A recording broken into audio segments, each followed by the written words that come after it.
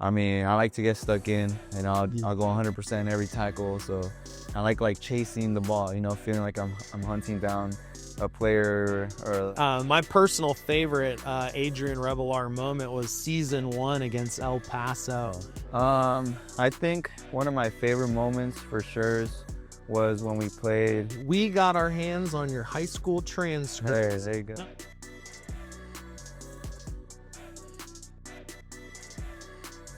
What's up, guys? It's Chris Moulton, Andrew Martin. It's the Union Report. We're here for a very special episode. We are collaborating with Monterey Bay FC, and this is going to be a new series that we're doing. And our guest on the inaugural episode, none other than Adrian Rebollar. How are you today? I'm great. It's a beautiful day out. Just finished training.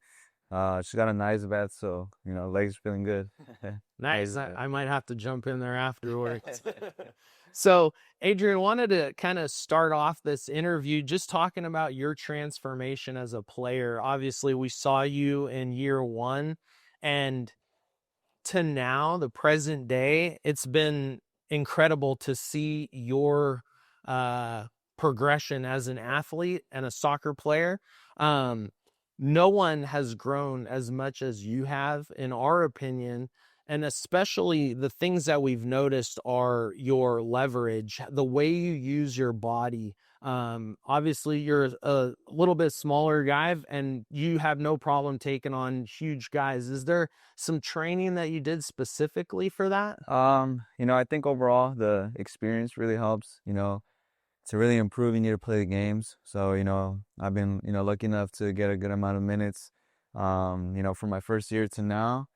And then just being consistent in the gym. I'm always trying to, get stronger. I think sometimes people will not think too much of me since I'm a little shorter, but I mean, I like to get stuck in, I'll go 100% every tackle. So I know that kind of catches people off guard.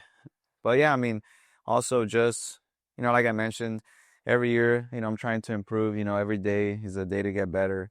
Obviously, we have, all the coaching staff that helps us, on the field. We have Jordan, Jeremy, Manny helping us in the gym as well. So just kind of as a collective, I think, we're doing a good job, getting guys ready for the weekend and make sure that their bodies are right. Awesome. Andrew, you have a question? I sure do. So as a midfielder, Yeah. speed is obviously an important part of your game. Yeah. You mentioned the physicality that Yeah, you bring. How do you balance going between being on the attack and on defense? Like, how would you describe your style of play? Yeah, I would say like relentless. I would describe myself like that. Going both forwards and backwards. Defending, attacking. Obviously, attacking is really fun. It's something that we always like to do. Try to score some goals, help the team. Get up the field. And honestly, I love to defend as well. I enjoy it. So for me, it's no issue. I like chasing the ball. Feeling like I'm hunting down a player or trying to stop them from scoring. So I get as much pleasure as going forward as helping out my teammates and just defending. So I would say Must have had a lot of pleasure this weekend on Saturday with a goal against. Yeah. It's always great, and it's crazy because no matter from whatever age, every time you score, you still get that same feeling, really happy.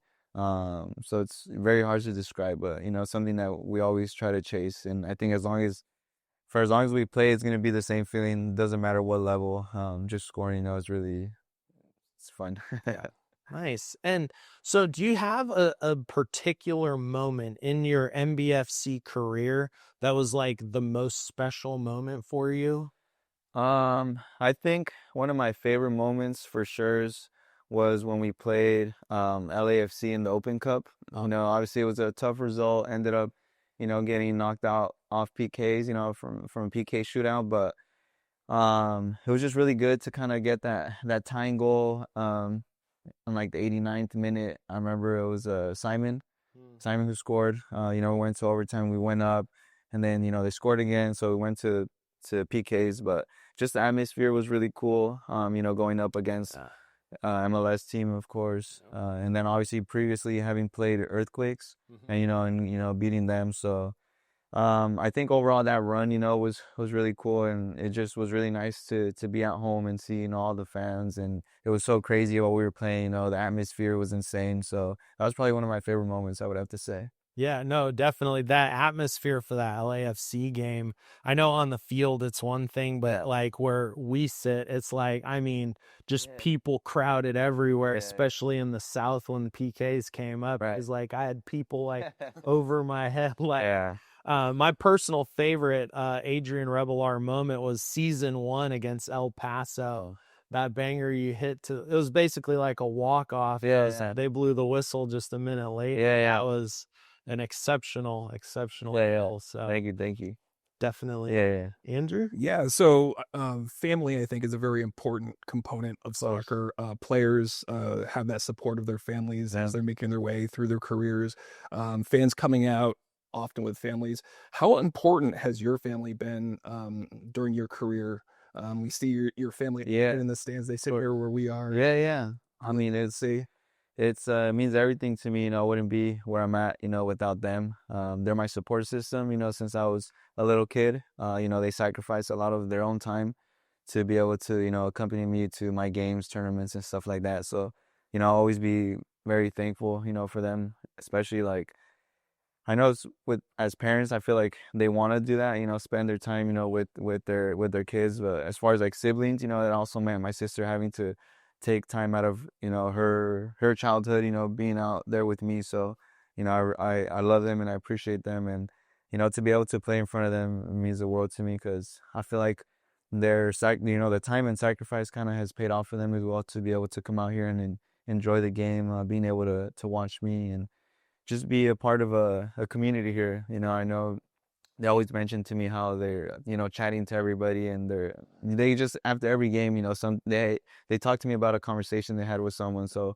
they're just as happy to be out there as I am. So, just support system, I would say. Yeah, I love seeing your dad when it comes to the game with the banners. Yeah, so my family actually says that he always disappears in the game. So he'll be sitting down and they look over and he's gone. He's in the supporter section. So he loves music and like loud noises, so he'll be out there with the drums and, people shouting and stuff. So no, I mean, I'm proud of them, and I know they're proud of me as well. So That's awesome. Yeah, I sit in S1 and they're literally like 3 or 4 rows down from me, and I'm always like, run down, high fives, all that. So Adrian, I wanted to ask you kind of about your impact in the community. Do you realize how much of an inspiration you are to young kids around the Central Coast? Yeah, I think, I'm at a point where I see that, well, people from this area, local people, like whatever they're doing. Obviously for us, we're, playing professionally. So obviously if I'm around players, younger players, I think that I see how they look at us and think that, they're able to achieve, what they want to do as well. So I think that it's really important for me to be able to, give back and kind of show them that they're able to do whatever they want to do, whether it's playing soccer or whatever, like other aspect their career they want to pursue.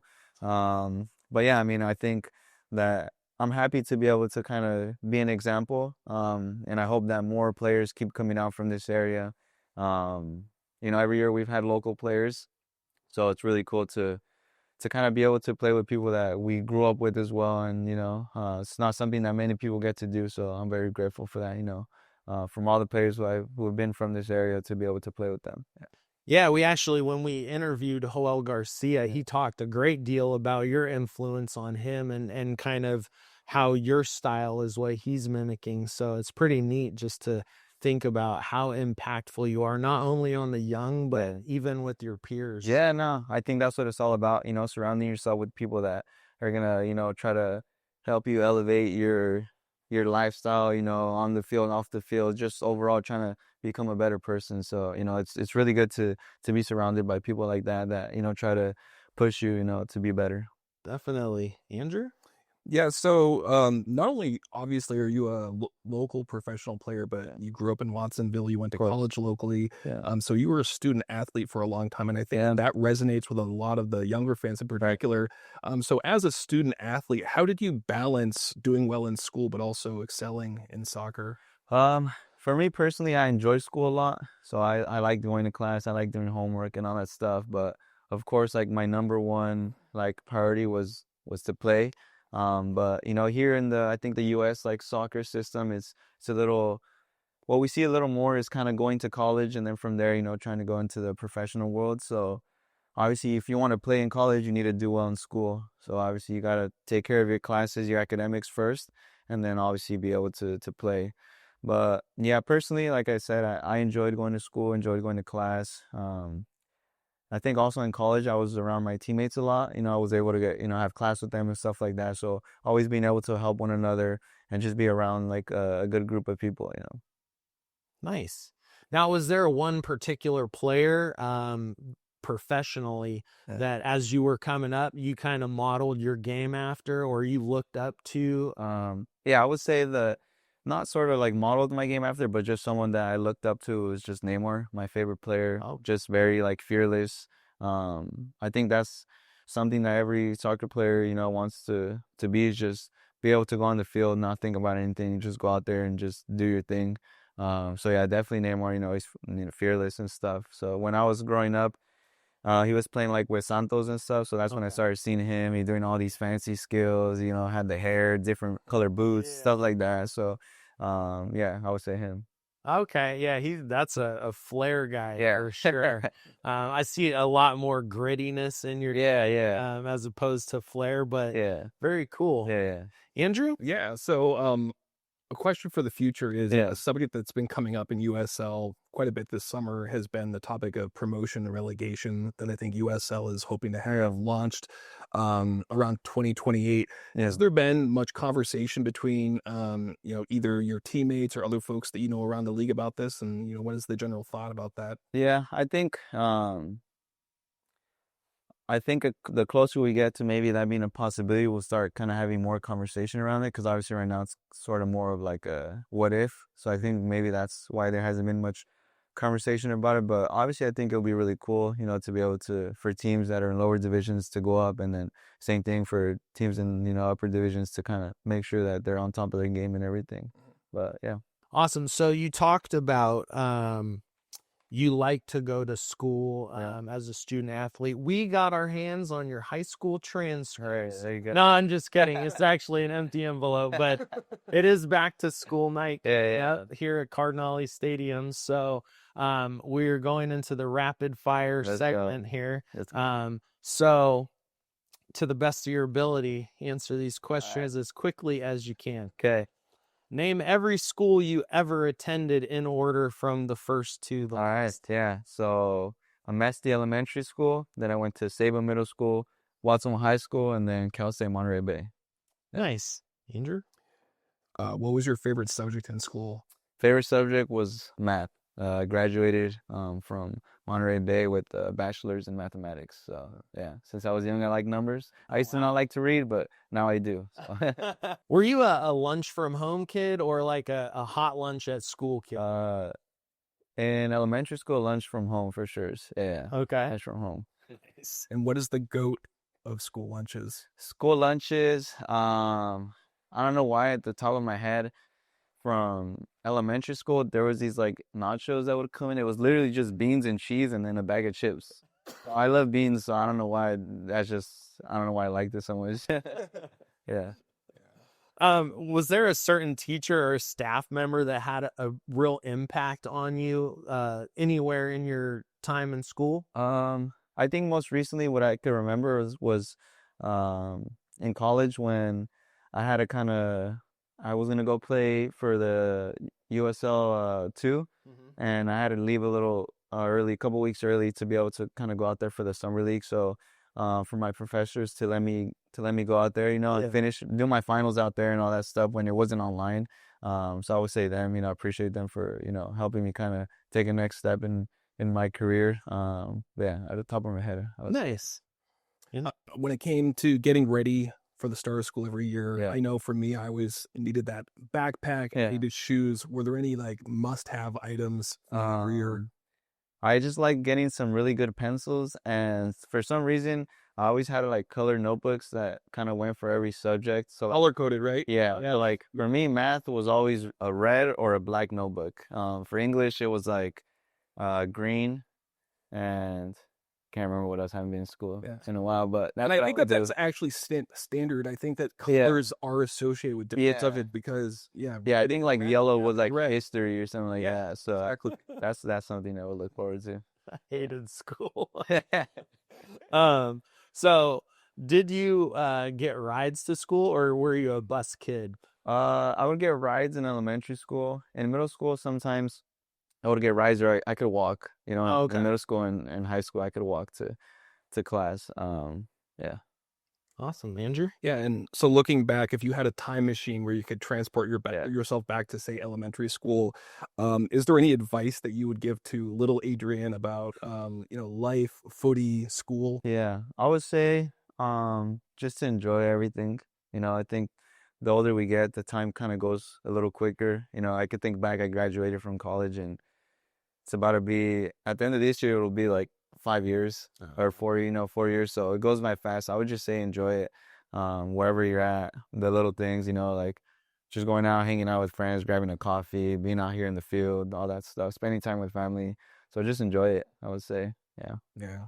Awesome. Well, that's all the time we have for today. Adrian, we really appreciate you coming on. Thank you. It's back to school night this Saturday, 7 p.m. kickoff. We're taking on a team from Texas we don't want to talk about, but let's get 3 points. Yeah, 100%. Yeah, excited. Hope to see you guys out there. Yeah. All right. Special thanks to Steven and Carlos and Kira and others for helping set this up as well. Yes. Excited to be part of this. Awesome. Well, tune in next time, guys. We look forward to the next interview.